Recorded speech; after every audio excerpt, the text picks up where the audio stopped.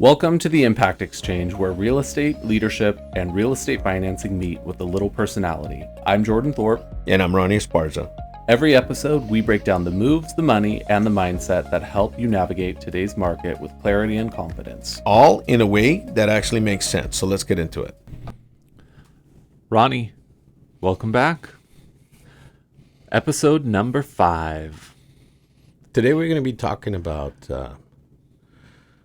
I think it was episode 3. We talked a little bit about what our ideal client would be, or client scenario would be. I think today we should talk about what, maybe not an ideal, but what to look for in a real estate agent. Things to look out for a real estate agent. Or in a loan real officer, estate agent. yeah. And an LO. And an LO. So that's what we'll be talking about today. I think for a loan officer, I think you should. Now, this is in no way, shape, or form a diss on the new loan officers at all whatsoever. That I just want you to know. I do, however, want to make sure that if you're looking for a loan officer, you have to make sure. I spoke about it in the last podcast where they have to answer their phone. That is the most important. Whether they're new, they've been in the industry for a while. Mm-hmm. Now, here's the thing.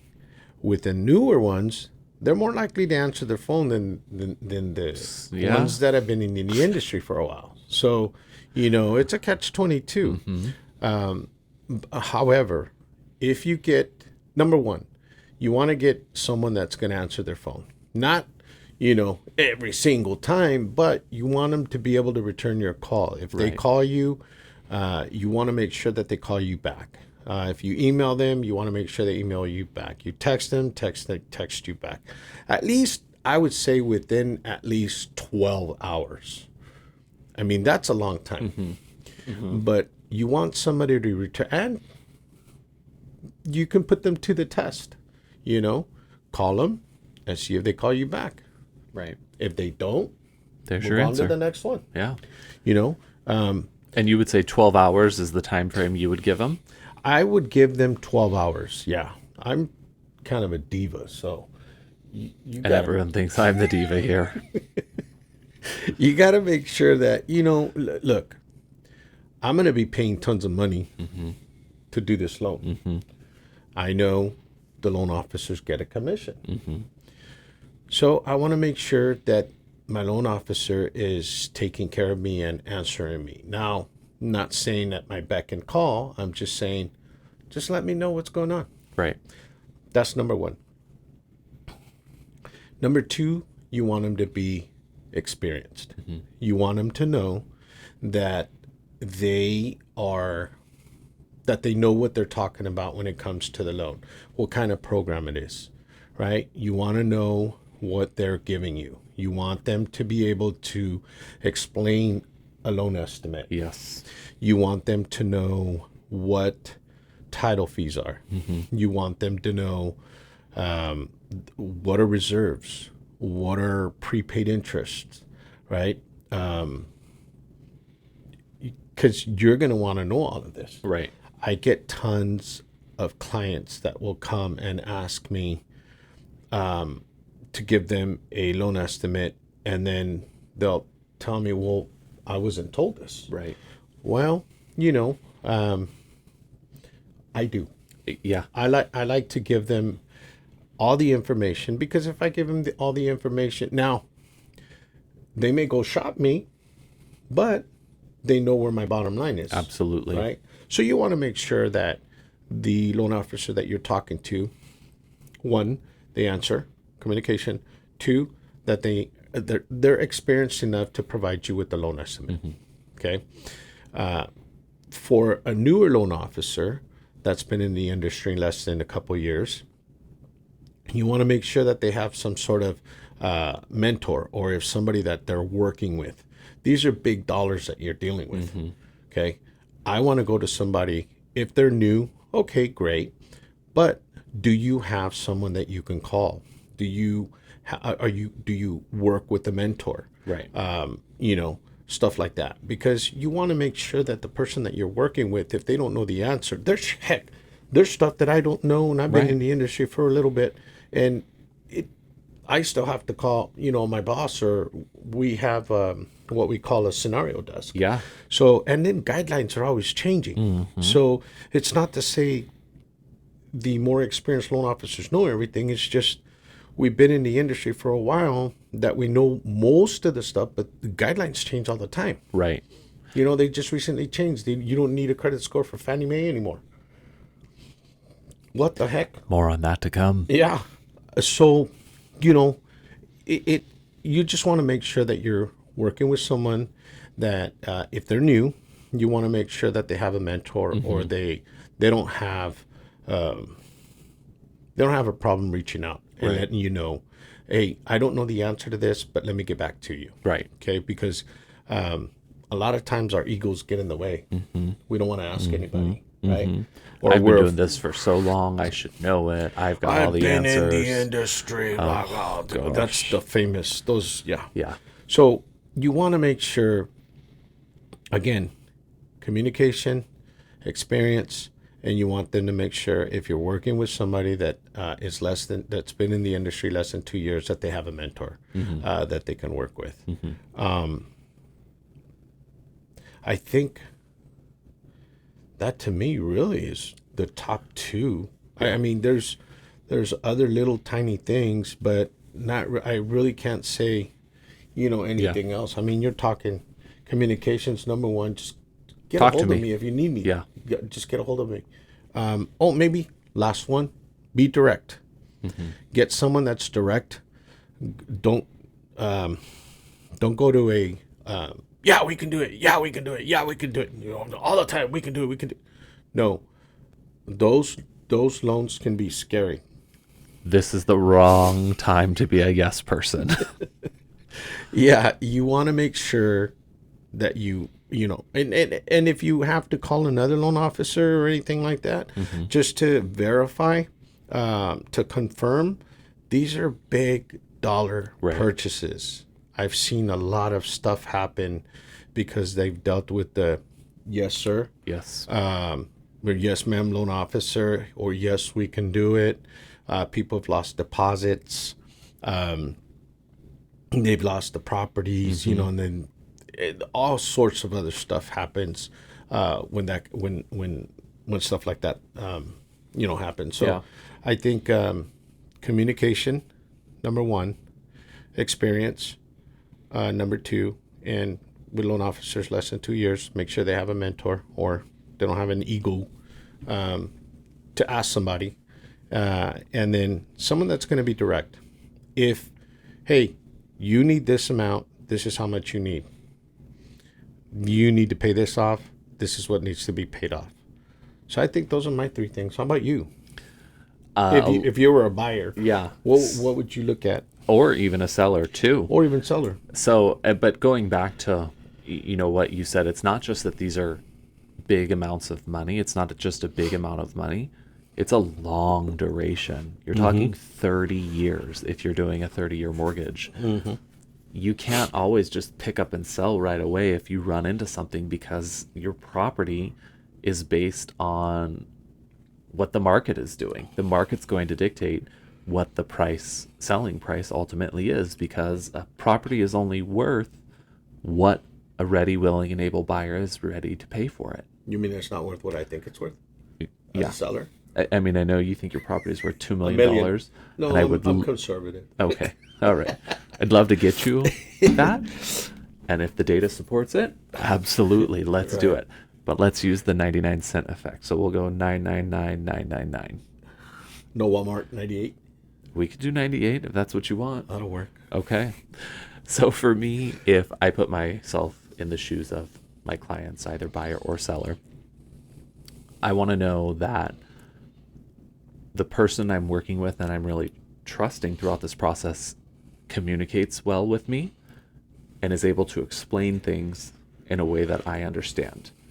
Because if I'm a first-time home buyer, I don't know what escrow means. I don't know what impound account means or reserve account means. What's the supplemental tax that I just got? And now they're saying I have to pay an additional $2,000. Like, what is that? So someone who's going to take the time and explain the process from A to Z in a way that I understand, that is key for me, as well as being able to get a hold of them. If I'm messaging someone and I can't get a hold of them, I'm not going to feel very comfortable. But on the other side of that, the realtor, you have to set client expectations up front. You absolutely have to. If not, you're going to have people just walk all over you all the time. A few episodes ago, or it might have even been episode 3, I set the expectation. You won't get a text from me before this time, and you won't get a text from me or a call from me after this time. Now, things do happen. That's not always set in stone, but that is a standard that I always meet in my business. We also have to meet the client where they are. So, communication, education, making me feel like I can really trust you and the team that you're working with. But one thing that's really important in the real estate portion of it, how are their relationships with other realtors, other agents? Because if I like this house and then my agent is telling me, oh, I don't like that agent, we can't go and see it. Well, Same thing goes for loan officers. Yeah. You never want to have super bad relationships, but we have to be practical. Like, life happens. We're all grown adults. We can address the situation. We can move forward in an ideal world. Now it's not always the case. Some people want to hold on to grudges, but you always want to do your best to make sure you have good industry relations all through across the board. Whether it's title, whether it's lenders, whether it's realtors, whether it's different vendors, you always want to make sure you're keeping that really crisp, really clean, and that's going to benefit you and your clients ultimately. And reputation. Your reputation. You definitely want to have a good reputation. You want people that would vouch for you and say, I had this amazing experience with Joe Schmo or Sally Sue or whoever the agent is, because there's a saying, you're only as good as your last transaction. You're only as good as your last loan procurement. So, that's very true. I like to send all my prospective buyers to my reviews. Because reviews don't lie. No. Thankfully, I have close to 50 for last year, all 5-star. And some of them can say that I was a little hard on them, but you have to be. But that's another one thing too, is if they have reviews, research but how their last transaction was, or because you did touch on that, or when you touched on being good with another realtor. Same thing with the loan officer. If the loan officer doesn't have the greatest reputation, and was a yes all the time, and or it's approved but they're not approved, yes, not approved, and then remove contingencies, then they lost the deal and this and that listing agent is gonna remember. When you provide that loan approval to, let's say, another listing agent, that listing agent may say, oh no, I know this guy, or I know this gal, or I know this LO. I remember that transaction where fill in the blank. Yep. ... Yep. And then here we go. So that's another thing that you also have to be very careful with, is the relationship that your LO and your real estate agent have with other real estate agents and loan officers too. I mean, I've had deals where I couldn't do, but somebody else can do, and I had to turn around and give the package over to the new LO. It is what it is. Yeah. Look, guys, there's plenty of business out there for all the loan officers. This is what I say. There's plenty of business out there. You know, you don't have to be cutthroat to, you know, take other people's deals, and that's just me. Right. Right.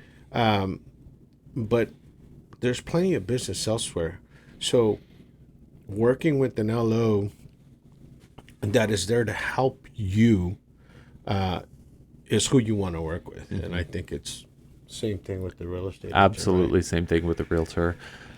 You know, make sure you ask them the tough questions.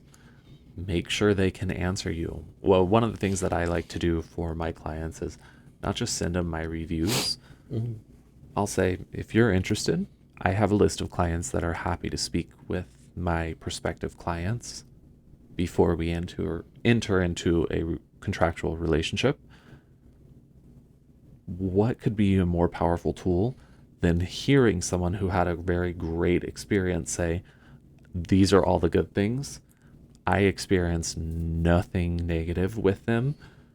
My biggest gripe is they got me with a 30-year mortgage and now I'm stuck paying it. But that's what they came to us for. With real estate agents, it's a little different though, right? Because they have to commit to you pretty much, right? Yeah. Now? So under the new rules that we're operating under, we need to have a signed agreement for the buyers. It's called the BRBC. It's a California Association of Realtors form. And you have to explain that to your clients. There's some people who will literally say, oh, you have to sign this form. It's just so I could show you this house. And, you know, people might think, oh, it's just for this house. But what they don't know is they just signed a 3-month commitment or a 90-day commitment with this said realtor. We could get into the weeds about that, Right. but Ask questions. So you're more of a commitment, put a ring on that finger type thing, where we have an open relationship. yeah, you could say that. But I mean, even still, you know, I tell everyone that I sit with, everyone that I have a consultation with, even though we are here and we're going to have a contract between us, if there's ever a point where you don't want to work with me, I don't want your experience to be bad. Because this is the rest of your life we're talking about. This is not just a singular day. If it gets to that point, let's have a conversation and let's move forward in a way that suits you best. And a lot of the times the win for the client isn't always going to be the win for the agent or the LO. So you do what's in the best interest of your client. That's the biggest part of being a fiduciary for any client. Yeah, and I think it goes for me also. I don't want I don't want to work with somebody that I have to, or I don't want them to think that I made them do anything. Right. So I get you. You never want your phone to ring and it to be, oh, do I really want to talk to him? Or, oh, what's going on right now? Or you see him at the mall, or you see him somewhere. It's like, there's a lot of. There's a lot of people out there like that. So, you know, I have an advantage. I'm super tiny, so I could hide from people very easily. Because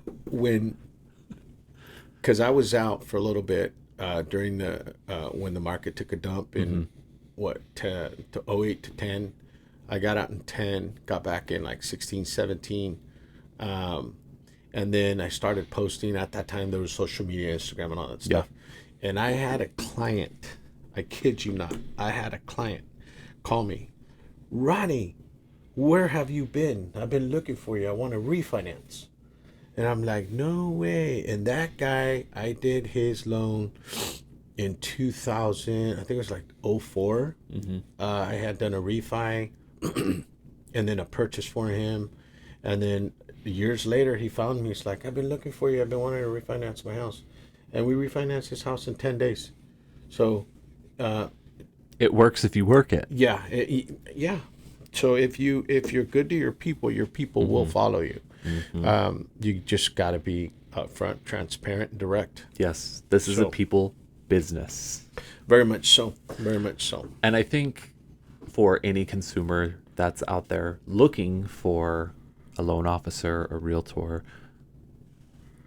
dig in, ask those questions, get to know you're going to be in a very close relationship with these people for a set amount of time. You want to make sure you trust them, but also get to know that their operating style is on par with how you can receive and how you can understand news. Because if I'm telling you the sky is blue, but you need it explained in a way where it's different, either I have to be able to meet you there, or the LO has to meet you where you're at, or you want to find a different agent. So being flexible is also key too. Don't be the person who says, well, I've been doing it for X amount of years and this is the way it's always been done and I'm not going to change, because that's a quick ticket to losing a client. I was just thinking about, I had a client one time call me and I gave him the loan estimate and stuff. And they said, well, so could do it for this. I says, okay, well, give him a call. Yeah. So it's good to wheel and deal, but when you go and I call it a threat, and you tell them, well, so-and-so could do it, don't use that approach. Don't use that approach. It's not a good idea. It actually works the opposite now. Back in the day, you could probably do that. Flea market, hey, I'll offer you $1 if you're selling it for $4, but it doesn't work like that anymore. Mm-hmm. So don't talk to them, say, hey, is there anything else that you can do? I am talking to different lenders. Mm-hmm. I'm getting pricing from everyone.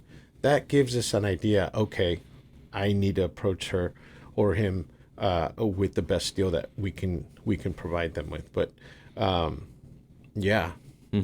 Just don't go and say, hey, well, so and so can do it. Okay, well, for me, anyways, it's gonna be okay. Well, just give them a call. And again, you really there's plenty of business to go around. Yeah, because then you're going to want to compare both loan estimates. Yeah, sure. Someone might be able to tell you they're doing it for cheaper. What are the points you're paying on it to get that rate? Did they tell you that? Right. So that's why it's very important. That's why I said have someone, get someone that's able to explain the loan estimate for you. Because if you're getting a good rate, it's probably because you're paying loan discount points. Mm-hmm. Okay. Mm-hmm. So, and what are discount points? We can talk about that in another podcast, but you definitely want to get the explanation. And if they tell you that you're pre-approved and they haven't even taken your loan application, run. That's all I can say. Yeah. I agree with you on that.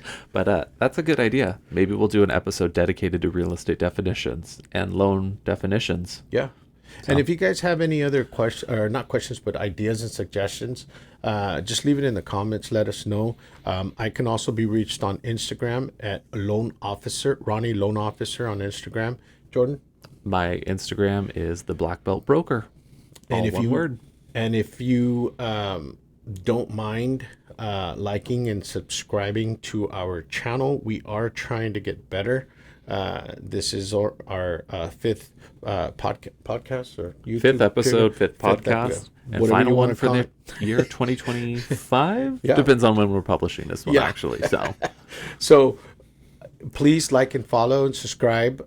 We'd love to continue doing these podcasts. I think we're kind of getting the hang of it. So we'd love to hear more from you guys and give us some suggestions, topics on what you'd like us to talk about. All right. Well, that wraps us up. Thanks, everyone, for tuning in. And we're looking forward to bringing more content. And like, subscribe, follow, and let us know what you want to know about. And we'll see you next time. Have a good one. Bye-bye.